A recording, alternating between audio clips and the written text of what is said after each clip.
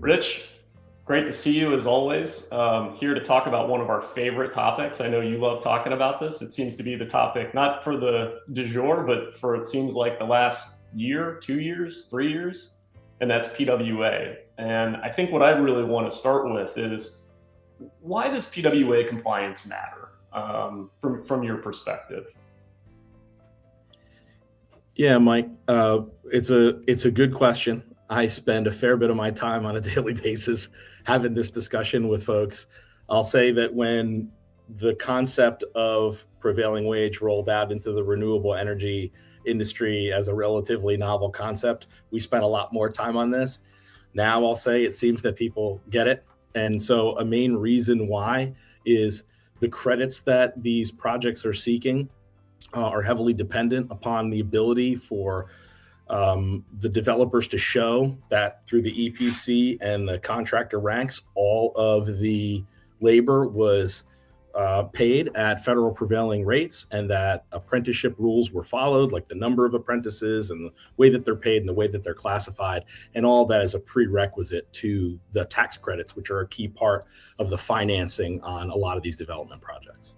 Absolutely. Yeah, absolutely. That makes a ton of sense. And as a follow-up, obviously we have the Inflation Reduction Act from a few years ago that creates or makes these tax credits transferable. So now we've got folks, unlike a traditional tax equity partnership, now they're looking to potentially sell these tax credits to another third party. Does that play a role in this as well too, and kind of further complicating kind of the nuances and complexities of why it's so important that we comply with PWA? It does. It does because it increases the number of interested parties, right? So if I'm a developer and I'm going to start a project, I've already thought about the credit amounts when I've done my project financing analysis and hopefully set things up front. And if I'm going to own, operate, file for my own credit, okay, then I'm the only person in the room on that decision.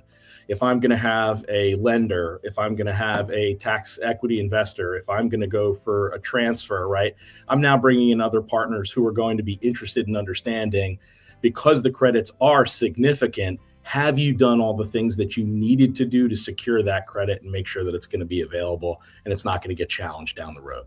Yeah, and that makes a ton of sense. So then maybe we dive straight into that in terms of, obviously there's a lot of complexity there. There's a number of parties that you just mentioned. What I hear a lot about is PWA compliance reports, and I think you see a fair number of those. What do those reports look like, and who are the users of those reports? Kind of tying that back to what we just talked about in terms of making sure that as maybe a buyer of a tax credit, I've got the assurances that I need that that the developer has complied with all the PWA requirements. Yeah, Mike, I see them in my sleep at this point. When it's like the running video feed. Yeah, the users. I mean, it starts at a very basic. It starts with the project management and the financial organization for the developer, right? I've got to make sure that I'm getting payroll right.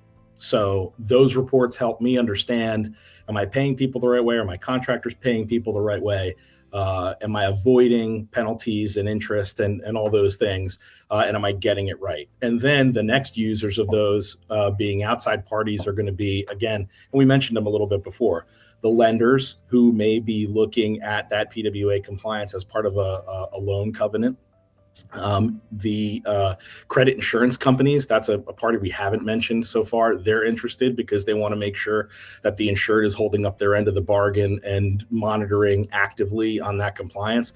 And definitely the tax equity investors are the ones who are big users of that, to try to understand, if I'm going to acquire this project or acquire the credit, am I confident that it's going to come through? And so all of those parties may have some interest in seeing what the unfolding compliance picture on a project are from a PWA standpoint. Makes a lot of sense. So maybe just point blank then, how does CohnReznick fit into this? How can we help companies through this process? Yeah, Mike. So we when this came out a few years ago, you said the du jour, right? Yeah. It's not new to us. And so we've been doing prevailing wage monitoring on federally funded projects for many years. And so we were basically able to kind of pivot that process and look at the at the more recent kind of tax credit movement. So we brought that same thing to this. And what we know from that long experience is that there are problems, there are discrepancies that exist. There are, in some cases, even incentives for certain parties along that delivery chain of an energy development project to maybe not be so diligent, or even to not be honest about what they're paying people, right? If you can get more on the price, but you can cut out of the cost, there's an opportunity to do that. So what we do is we act in many cases as a part of the internal control framework of these projects to make sure, are the right contract provisions being flowed down to everybody? And back in turn, are all of the things that people are supposed to pay being paid? And are all the reporting representations the right way? So we're helping not only to organize and aggregate that, but we're analyzing it, we're making it sure it complies with the right regs. And then we're giving feedback both to the developer, the owner developer, the EPC in many cases, and even all the way down to the subs to help everybody get it right, because that's really in everybody's best interest, is to just make sure it's right, and right contemporaneously rather than trying to put the pieces back after the fact. Yeah, it makes a ton of sense. And look, I mean, it seems like it's obviously at a 50,000-foot view, it's a compliance exercise, right? And for those that aren't involved in PWA, it may seem like, oh, it's labor costs, it's relatively straightforward. But when you're dealing with contractors, subcontractors, et cetera, and quite frankly, many developers maybe don't have either the breadth of knowledge or their existing department that supports those types of compliance activities, just don't have the bandwidth, right? It's kind of like, to your point, right? It's kind of like you're trying to put maybe the toothpaste back in the tube, so to speak. And so it's like, if you don't have that setup up front, you're going to run into a lot of issues down the road, it seems like.